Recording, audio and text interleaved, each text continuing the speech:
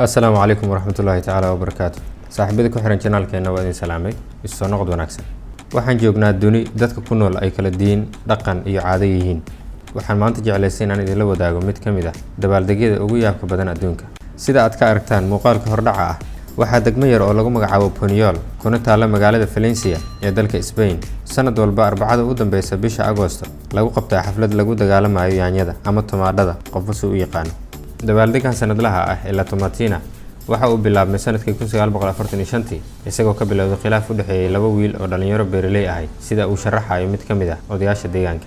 En el año 46 aquí en Puniol y habían dos huertas que estaban juntas, ¿no? Y resulta que uno me dijo al otro: tú eres un idiota.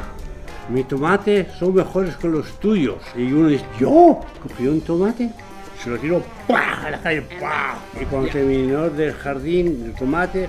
Dabaaldegan ayaa leh laba sharci oo ay qasab tahay inaysan jibin ka qaybgalayaasha waxayna kala yihiin in aan la isku tuuri karin wax aan ahayn yaanyo iyo in yaanyada la tuujiyo ama la dilaaciyo ka hor inta aan la tuurin.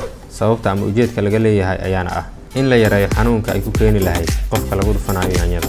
Sidoo kale waxaa jira talooyin loo soo jeediyo dadka ka qaybgalaya dabaaldegan waxaana ka mid ah inay xirtaan ookiyaale si aysan yaanyada indhaha uga gelin maxaa yeelay yaanyada acid ama aashito ay leedahay.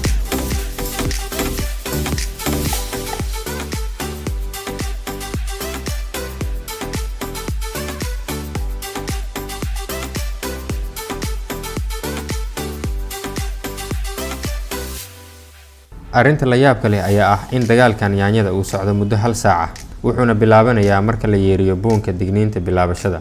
Sidoo kale marka ay dhamaato saacada waxaa loo yeerinayaa digniinta labaad. Kadib dhawaaqaas labaad ee digniinta dhamaadka dabaaldega qofna looma ogola inuu tuuro yaanyo kale.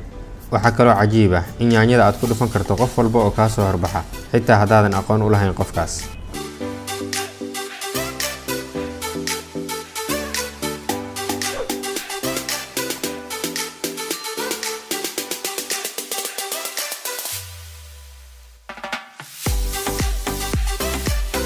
dabaaldegan waxaa ka qayb gala in ka badan 22,000 oo qofood halka la isticmaalo sidoo kale in ka badan 150,000 oo yaanyo ah.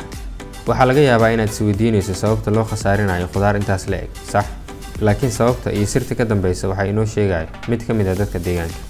Normal estas tomates que vienen aquí a Puniol, la tomatina, no son tomates para comer. Sida uu sheegay ninka odayga ah, yaanyada lagu dagaalamayo ma aha mid wanaagsan. Yacni sidaan ognahay, khudaarta marka ay bislaato qaar ka mid ah way halowdaa.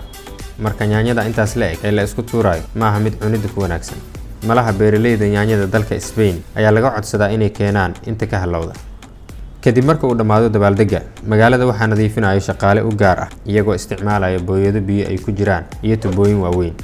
Sidoo kale dadkii ka qayb galay dagaalka iyagana waxay isku soo nadiifinayaan webi u dhow meesha uu dabaaldega ka dhacay.